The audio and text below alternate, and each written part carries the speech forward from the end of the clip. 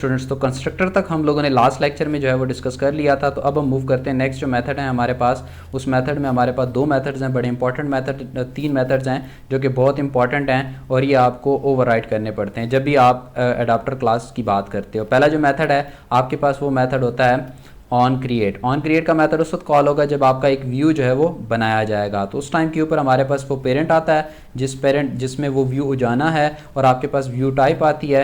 तो सबसे पहला काम हमने क्या करना है कि उसको इन्फ्लेट करना है। इन्फ्लेट का मतलब ये है कि रेंडर करना है, वहाँ पे एक्सएमएल से यहाँ पर लेकर आना है। तो हम कहते हैं इन्फ्लेटर, लेआउट इन्फ्लेटर को यूज़ करते हैं। उसका स्टैटिक मेथड डॉट फ्रॉम, यहाँ पे आपके पास जो है वो कॉन्टेक्स्ट चाहिए। तो हमने पेरेंट का कॉन्टेक्स्ट गेट किया। तो पेरेंट अब आपके पास कहाँ पर है, पेरेंट मेन एक्टिविटी में है। तो डॉट इन्फ्लेट के इन्फ्लेट करो, किसको इन्फ्लेट करना है आपने, R dot layout dot custom underscore row. वो जो custom underscore row dot XML file हमने बनाई थी तो उसको वो इन्फ्लेट करेगा। यहाँ पर आपके पास पेरेंट की इन्फॉर्मेशन आती है। तो अटैच टू रूट हम क्या करें कि इसको ना करो, फॉल्स कर दिया हमने। जब आपके पास ये व्यू के पास रेफरेंस आ जाएगा तो यही वाला व्यू हम एक्चुअली पास कर रहे हैं व्यू होल्डर को। तो जो मैं आपको थोड़ी देर पहले कह रहा था कि व्यू होल्डर के पास जब इनिशियलाइजेशन होगी तो उस व्यू का रेफरेंस होगा जिस एक्सएमएल फाइल में आपके पास वो तमाम के तमाम व्यूज़ मौजूद हैं।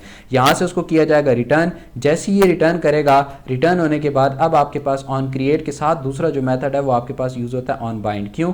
क्योंकि जब आपके पास एक व्यू बन गया है तो व्यू बनने के बाद नेक्स्ट जो काम होगा वो उस व्यू में अब डेटा पॉपुलेट करने की बात आएगी। तो अब आपके पास अगर देखें तो यहाँ पे हमारे पास जो नेक्स्ट है वो ऑन बाइंड व्यू होल्डर का मेथड है।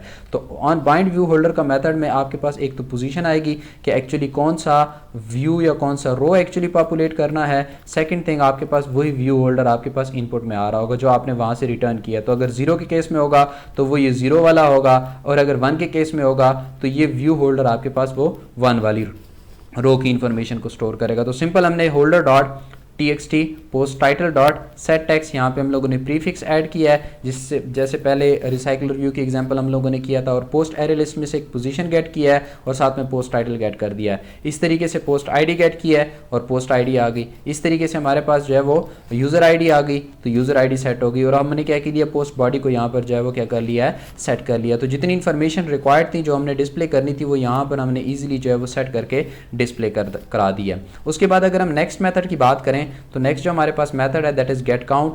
गेट आइटम काउंट का जो मेथड है वो एक्चुअली ये बताता है कि ये कितनी दफ़ा ऑन बाइंड का मेथड कॉल होगा या कितनी दफ़ा ऑन क्रिएट का मेथड कॉल होगा। ये डिपेंड करेगा आपके पास आपकी एरे लिस्ट के ऊपर। तो जितना एरे लिस्ट का साइज होगा उस सी की बेस के ऊपर आपके पास ये मेथड उतनी दफ़ा कॉल होगा। तो ये बड़ा इंपॉर्टेंट है क्योंकि कितने रोज़ बननी है तो वो डिपेंड करेगा आपकी एरे में कितना डेटा है। तो ये तीन मेथड्स हम लोगों ने इस तरीके से जो है वो मेंशन करने हैं। उसके बाद अगर हम बात करते हैं तो अब हम आते हैं मेन एक्टिविटी की तरफ। तो main activity dot XML file को देख लेते हैं। Main activity dot XML file में आपने सिंपल एक रिसाइकल रिव्यू ऐड करना है, उसको विड्थ भी मैच पेरेंट कर दें और हाइट बेशक क्रैप कंटेंट करें, मैच पेरेंट करें, उससे कोई फ़र्क नहीं पड़ेगा। तो यहाँ पर इसको जो हमने नाम रखा है that is recycle review EMP। तो आप इसको अब नाम अपनी मर्ज़ी के मुताबिक कुछ भी जो है वो मेंशन कर सकते हैं। जब आपने XML फाइल यहाँ पर बना ली तो XML फाइल बनाने के बाद अब आप क्या करेंगे, अब आप जाएंगे मेन एक्टिविटी में। अब मेन एक्टिविटी में अब आपने क्या करना है, वो तमाम का तमाम इंस्ट्रक्शन, वो तमाम की तमाम कोड आपने मेंशन करना है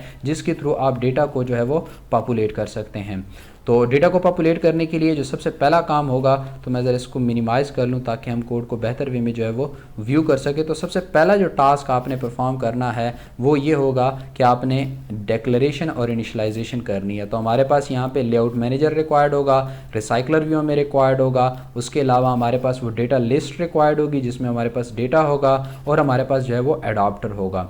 तो एडाप्टर के बाद अब हमने क्या करना है कि यहाँ पर रिसाइकलर व्यू की इनिशियलाइजेशन कर ली, लेआउट मैनेजर की इनिशियलाइजेशन कर ली और हम लोगों ने यहाँ पे रिसाइकलर व्यू का मैनेजर भी जो है वो मेंशन कर दिया। तो हम लीनियर लेआउट मैनेजर की यहाँ पर बात कर रहे हैं तो ये आपके पास लीनियर वे में इसको अरेंज करेगा। उसके बाद हम लोगों ने जो डेटा है, डेटा को हमने फिलहाल इनिशियलाइज कर दिया, फिलहाल इसमें आइटम नहीं है। क्यों? क्योंकि इस डेटा में एक्चुअली जो आइटम्स आएंगे वो आपके कहाँ से आएंगे, वो जब हम वॉली के थ्रू कॉल करेंगे अपनी वेब API को उस URL के थ्रू, तो URL के थ्रू जो रिस्पॉन्स आएगा एक्चुअली वो हम इसमें 1 by 1 क्या करेंगे, ऐड करेंगे। तो उस पर्पज़ के लिए मैं ज़रा इसको स्क्रॉल डाउन कर लूँ ताकि हम ये कोड जो है वो ज़रा बेहतर वे में अंडरस्टैंड कर सकें। तो अगर आप देखें तो जब आप वॉली के ऊपर काम करते हो तो सबसे पहला जो काम होता है वो आपने रिक्वेस्ट क्यू बनानी होती है। क्यों? क्योंकि जब आपके पास रिक्वेस्ट क्यू होगी तो रिक्वेस्ट क्यू में आप मोर देन वन रिक्वेस्ट जो है वो कर सकते हैं। अगर आपने एक भी रिक्वेस्ट करनी है तब भी आपको रिक्वेस्ट क्यू की ही ज़रूरत होगी। तो स्टूडेंट सबसे पहले हमने रिक्वेस्ट क्यू बनानी है, तो रिक्वेस्ट क्यू उसका रेफरेंस वेरिएबल बना लिया Volley dot new request queue, और यहाँ पर हमने कॉन्टेक्स्ट पास कर दिया क्योंकि यहाँ पे मेन एक्टिविटी ऑन क्रिएट में है, तो यहाँ पे आप दिस पास कर सकते हैं। अब प्रीवियसली हमारे पास यहाँ पे था जेसन ऑब्जेक्ट रिक्वेस्ट, क्योंकि हमारे पास जो आउटपुट था वो जेसन ऑब्जेक्ट आ रहा था, बट यहाँ पर हम इस केस में हमारे पास JSON array as a request आएगा। तो यहाँ पर हमने जेसन एरे रिक्वेस्ट बतानी है। सबसे पहले आपको बताना पड़ता है कि आपने कौन सा मेथड कॉल करना है, तो हम यहाँ पे गेट मेथड कॉल कर रहे हैं। दूसरा हमारे पास ये यूआरएल है, जो यूआरएल हमारे पास पोस्ट्स का है, तो यूआरएल यहाँ पे मेंशन कर दिया जिसके साथ हम लोगों ने लास्ट टाइम पे यहाँ पे कनकैट किया तो 1 2 3 या आपके पास आईडी, बट इस सिनेरियो में हम चूंकि आईडी की बेस के ऊपर नहीं फैच करना चाह रहे हैं, हम सारी की सारी पोस्ट फैच करना चाह रहे हैं, तो आपको यहाँ पे सिंपल पोस्ट मेंशन करना पड़ेगा। तो ये आप इजीली जहाँ से आपने जेसन प्लेस होल्डर के ऊपर वो टास्क परफॉर्म किया होगा, जहाँ पे आपने डेटा व्यू किया होगा, तो वही कॉपी करके यहाँ पर पेस्ट कर दें।